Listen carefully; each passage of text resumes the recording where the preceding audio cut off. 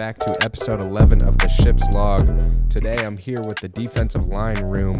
We got player, returner, Suirad Ware, and coach, Tesh. Guys, how we doing? Pretty good. Doing good. Appreciate you having me on. Two of my all-time favorites. This is going to be a good one here for you guys. We usually start off with a scenario. Coach, you've actually been brought up in a couple of these throughout the last couple weeks, but it's a little pirate scenario. We're going to talk to get the conversation going a little bit. So picture this. You've anchored just off the shore of a deserted island. Captain Houston is sending you to go on the island and bring back food for the whole crew. What 3 items are you bringing from the ship, and how will you use them to capture the food? What are you going to bring back to the crew? I'm gonna bring some chicken. You're bringing You chicken. gonna find a chicken on a deserted island? This is right up your alley, Coach. Oh man, So you, I didn't even think about first it. I didn't off, even think about this. what 3 items are you bringing from the ship? Knife, a boat to get back to the ship, something to kill it with. You know, if we have firearms, that would be. So is the knife less just strictly accessible. for self-defense / No, the knife is to skin the thing because we got to eat it. you're thinking Right, so- advanced? I guess, Yeah, I he guess think- theoretically he you think- could leave the knife and skin it on the He boat. thinking Yeah. way out of the box. So, Never so eaten you're anything going, out of you're the going, woods. you're going knife, boat, firearm if possible. Correct. Firearms possible. Okay, I'm going knife. I can get a boat, and then I want something spectacular like You're going to use a bow. yeah, like try to make something that can get some range to it. I mean, I don't want to walk up and fight something dangerous. I'm with you on that. You see what I'm saying? Yeah. I want something with some I want to range. eat it, not fight it. All right. Exactly. So now what do you think you're finding? What are you bringing back to the crew on an island? Right. I mean, if you're using a bow, maybe you could kind of turn into spear fishing in a moment. Fishing, yeah. Yeah. But you got to be pretty good. I don't know. I know Coach Tesh good at fishing, but I don't know. You got to What kind of is- get on the island and you figure got- out what it's got. Yeah, you got to see what kind of island are we on. But I try to go some fishing. Yeah, for sure. Try some Suirad's a fishing. good fisherman. It surprised me he didn't say fishing pole with all that water. Yeah. Who's on the boat with Tell us? That's the tell other him so thing. you wouldn't even have to get off the boat. I wouldn't. I would go to the middle of the water if we talking about fishing. If we got some rods, I go to the middle of the water. And you're gonna be all right. Yeah, I'm gonna be all right then. Coach, I send Coach Tesh out in the wild. I stay on the boat. And I think he'd do just fine out there. Coach, for those of the fans that don't know you and a lot about you, you've been with Coach Houston for a while now. Talk about your journey kind of with him and how it's got you to this point. So I ran out of fingers. We've been together so long I can't count. But we met at a little place called Brevard College in the mountains of North Carolina. Coach was a high school coach, the head coach at T.C. Robertson High School, and made the jump to college ball.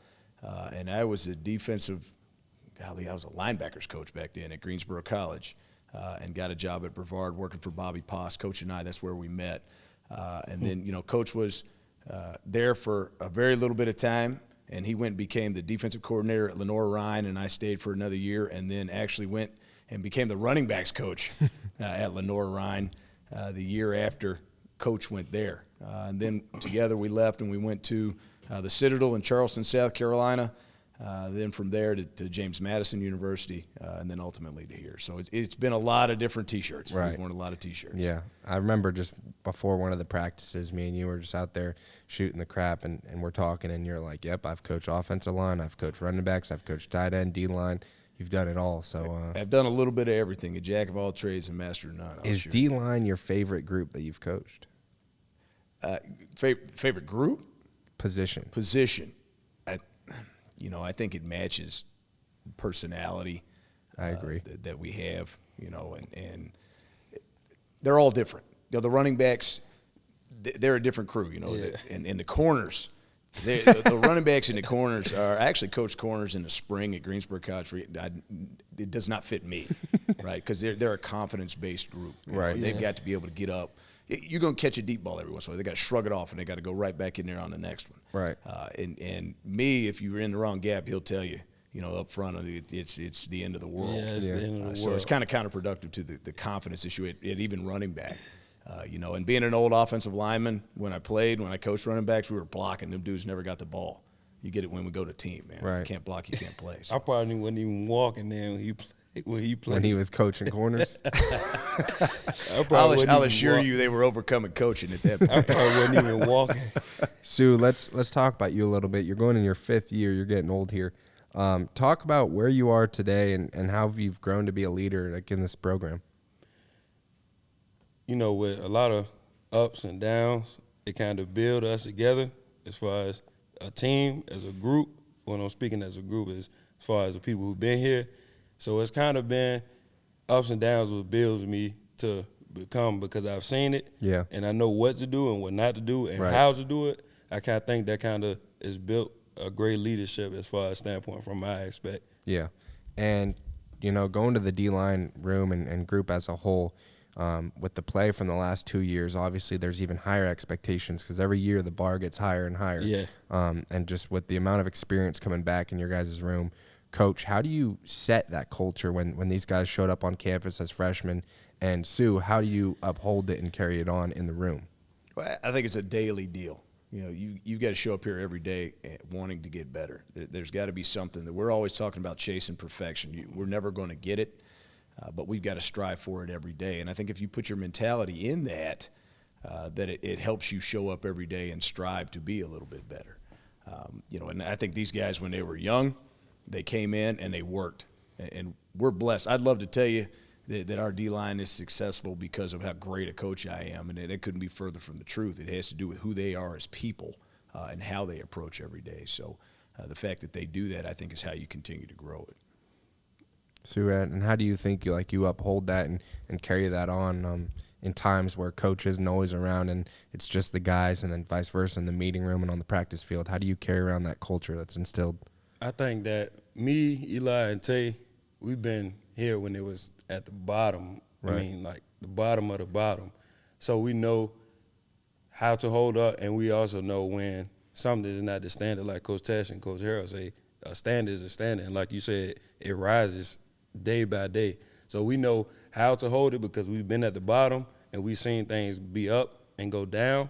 So we know what to avoid to bring it back down. Right. And their character, it speaks, you know, that's who they are. Yeah, no and doubt. The reason they are the way they are is because they did things the hard way. Yeah. Right. You know, they showed up every day and came to work when it was not the easiest time to do that. So it's fun for me to sit over on the side now and see the older guys over there coaching the younger guys up, you know, and then every once in a while I can hear them mimicking me. Yeah. In the background over there. We'll get to that a little later. Don't worry, we got something for that a little later. Spring ball here. We got about a week and a half left before the spring game. Yeah. Maybe talk a little bit about how it's been going and what your expectations are for the spring game. Spring game, spring been good. The entire, the weekend, 2 weeks we had, it's been good. You know, getting better, getting the new players and learn, everything, culture and the plays and the entire playbook and why we do things, Right. the how and why behind it. I think it's been good. It's coming along. Jaden, he feel like he coming right in, like he been with us almost the whole time. It's going to go slow, but Right. from him being here to now, I think he's been moving. So our expectation is to keep getting better and don't think about the past and don't think about what we may have did yesterday. Does not matter tomorrow. Just getting better every day. Blinders every week. on and just keep improving. Yeah. Coach, from a spring ball perspective, just in the eyes of the fans that may not know as much, spring ball is a time for growth. Spring ball is a time for everyone to kind of get that playbook down and set. So when you move into fall camp, you're all going, And not come skipping together. a beat. What are your expectations wrapping up this spring? Like, what do you hope your group kind of got from this spring? Well, as we continue to progress, the little things matter. You know, we've talked about that in multiple meetings pretty much every day. Yeah. It's not what you do, it's how you do it. So attention to detail with technique, but run to the ball, play physical. You know, it's one thing to be in your B gap. It's another thing to be 3 yards deep in your B gap and owning that gap. And how you approach everything is really the mindset of the spring. The technique and the little things of that, and just playing hard, you know. And then once you learn how to do those things, then there's a million things that we can do defensively, and Coach Harold will find them. Now he's going to install them. Captain Chaos. That's it. Yeah. It's You coming. know it's coming. But the Captain little Chaos. things and how you do it, you know, I think now, these guys can do so many things. You know, right now we could open up half the playbook, Yeah. and those guys would run it. But Right. some of the younger guys, we've got to continue to progress, Right. and we've got to stay sharp with the older crew as Yeah. well. Yeah. Yeah. And speaking of the spring game here coming up next Saturday, the 13th, we've got the spring game at 1 o'clock, and then right after that, we have the baseball game. So should be a big weekend for Pirate Nation. Baseball coming off a big win by NC State in Raleigh, so shout out to those guys for that. And while we're on the subject of football and fans showing up and stuff, this is a reminder that in 5 days, the deadline is coming up for season ticket priority. Dowdy Ficklin is special, and we've all seen it at its high moments. And so the season tickets are piling up over there. And talk a little bit, Sue, about just Dowdy Ficklin and when the fans are rocking, the Boneyard's rocking, what it means to you. When we got the energy in Dowdy, you have no other choice but to be with the energy. And not only be with the energy, but, like, it turns you up a little bit. Contagious. It's contagious. When you feel the crowd, you feel the fans, it's kind of like you just feel that in your skin. It's even coming out right out here doing the Warm-ups. Yeah, warm-ups. Yep. You feel it starting with the music, and you feel people coming in, you feel the energy, and, man, the late games is even better. Yeah. It's all day just chilling, relaxing, and then when it's time to go, it's time to go. So I wouldn't rather be nowhere else. Yeah. As far as, like, fan base, and I've been to other games, and it's nothing like Power Walk. And I even think about that 2 seasons ago when we went to 4 OT with Memphis. Yeah. And Coach obviously go down to the Boneyard, and all the fans moved down there. And by that time, it was probably like 12:30 at night, and it was still packed. We was right here in the end zone. Yeah. I actually wasn't playing because I had a little injury, but I remember that game Yeah. I was on the sideline with a boot on. And Yeah. I about tore my ankle up again, trying Jumping up to and celebrate. down. Hopping down on one leg. Yeah. And that kind of speaks volumes to Greenville and just the buy-in from the community that we have here. Coach, talk a little bit about your family, and you have 2 daughters, and how they've kind of grown into Greenville and how they've accepted your family comparison to other places. So I have a daughter, 11-year-old daughter, and a 5-year-old son. Sorry about that. That's all right. I'm gonna make sure that as he grows up, he knows that Jack thought he was a little girl. Add some motivation. He's a walking targeting penalty. He leads with his face everywhere he goes. So we got. That's all right. We've got a couple of those. My wife and I are both from North Carolina, so transitioning into here was actually a little bit closer to home for me. I'm from the middle part of the state, Mebane, North Carolina, where if you're not from North Carolina, you probably don't know where it is, and half the people in North Carolina don't know anyway. But if you run out of gas between Greensboro and Chapel Hill, that's probably where you're going to get it. So when we came in here, being closer to home was a good thing. And then just the community when you come in. This is a football place, and you want to work at a place where it's important. Right. And the fans love it.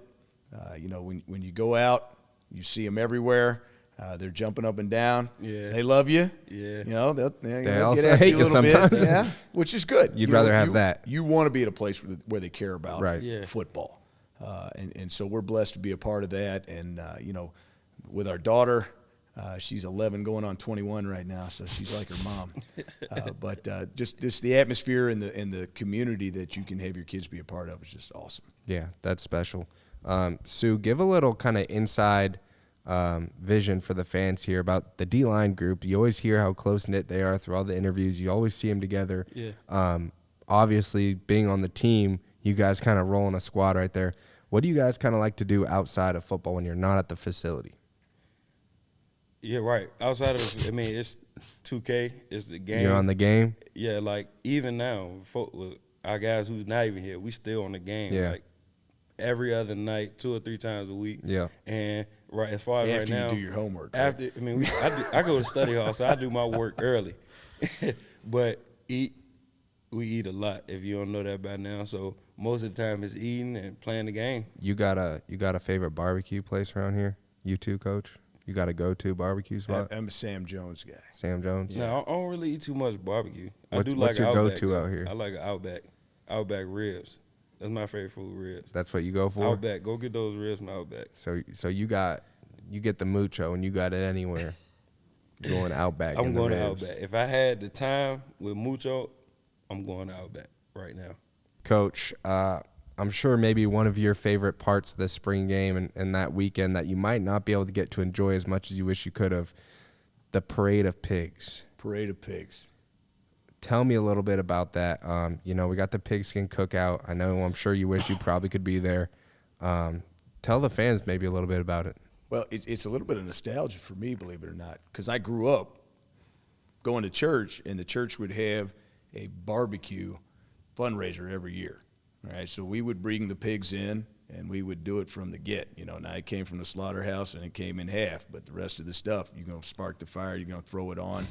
So to go in there and see those guys up underneath the stadium, trimming those things up, and getting them right, and then smelling it when you come to work the next day. Really makes you feel like you're at home, huh? It's really the next day when you're hungry, because you can smell that stuff's been cooking all night. And Maybe you get fired up. do they save you some? Do they save me some? So my wife will go in there and buy some, so that I can grab it. Now I got a lot of pigs at home. All right, tell us actually a little bit about your backyard and there are no pigs right now, actually. Your land out there. Tell us a little bit about what you usually got out there throughout the year. So my wife and I moved out of town a little bit because we're both country folks, and like I said, Mebane is a caution light town. She's from Hickory, North Carolina. We met when I was at Lenore-Rhine with Coach. So we moved out of town a little bit. We had some animals, had a semi-farm out there. Had some chickens, had some pigs out there, and no longer have pigs because, pigs are committed to the meal. Right? So some of them got sold off, and some of them are in the freezer. Yeah. It's been. I'm going to breakfast at the Tesh's house. Hey, come on. I'll promise you this. We get fresh. I'll be there. Don't you have some bears out there or something? We have all kind of wildlife running around out there. So I'll get with Suirad every once in a while showing pictures of the animals running around. So we've got deer, we got bears, we got wild turkey running around out there. And turkey season's coming up, so we might have to go out there and track them down a little bit, see what happens. But Suirad, you come in the locker room every once in a while with some camo on. What you do anything out there in Virginia? Oh, I mean, when we have time, during hunting season, I've been hunting. The last time I've been hunting was actually not just past, but the hunting season before that, because we hadn't really been back to. But as of right now, I hadn't been, and I'm kind of missing it. So I wear my camo to give me a little memory deja vu. You know what I mean? Showing up early to work. Yeah, yeah. So I like to keep it nice and tight, make sure it still fit. So we'll stick though that you stay on the boat and go fishing. We'll let Coach Tesh go out to his farm out there and fight off the bears and all the other stuff he's got going on out there. Guys, obviously some changes to the program. I walked by the other day and we even swapped practice fields. So we're changing everything from the top to the bottom. The new offensive staff and some of the players they brought in, the new system, there's a lot of buzz about that right now. How has that been going against them in practice with the tempo? Coach, I'm sure your position group out of the whole defense might be the ones that maybe get tired the most. But talk about the tempo and just kind of the competition this spring thus far. Well, I think it's great. It's an opportunity to go out there and really push yourself. And how well can you operate when you are tired? Can you run the defense? Can you continue to run to the ball? Right. And they stress you left and right, and it's fun to be able to get in there and push yourself to be better. So I think we are going to get better at those aspects of things and as we move forward. So it's always fun. You got a new set of guys. They're trying to get after us. We're trying to stop them. So the competition aspect of things is still there. Yeah. And it's good to grow and evolve. So I think it's a good deal. You got anything else to add on to that? Yeah, I think it's a good deal. We used to have a drill, like a tempo specifically for tempo. Right, and now it's just team. Just imagine every day on the team, everything is tempo. There's no question, do we have tempo? Everything is tempo. So about being tired, yes, most definitely. You're going to be tired. But like you said, when we play a team that's completely opposite of tempo, you're going to be fresh. Yeah, it'll be fresh. It'll be fun. And that's something I hit on last week. Just like, throughout my time playing in college football, and obviously you guys have experienced it too. Yeah. When you're preparing to face a team that does tempo efficiently, it's so hard to replicate that through the scout teams. Yeah. Whether you have two offensive scout teams getting ready to go just so you kind of get that pace down, that's definitely something that you almost can't prepare for if a team does it well enough. So that definitely plays to your guys' benefit this season. Oh, yeah, most definitely. For sure, in sense of preparing for that. Suirad, for the outro here, This is probably our biggest part on the podcast right now. We've got some good clips going. I'm sure you saw the one of Shane acting like Big John. Yeah. Big Tay has acted like Coach Tesh right here a couple times. You're actually going to have the opportunity to give some good advice you've received from Coach Tesh in his own voice in front of him today. So I want you to give us some Coach Tesh advice that you've got in his voice. If I can't think of none off the top of my head without saying his favorite word. We're going to have to bleep that out. If I can give a good one, put your hands on. He said, take the running back and grab him by his throat and throw his into the quarterback. Something along those lines. Yeah, maybe a little more colorful. And then I he don't goes. remember that And then he goes. And then he goes in the stadium. You see this quarterback? Just hit him. He said, hit him so hard to make his girlfriend feel it. You know, you can say the whole stadium feels when you hit the quarterback. I mean, just hit him and make his mom and his girlfriend feel it.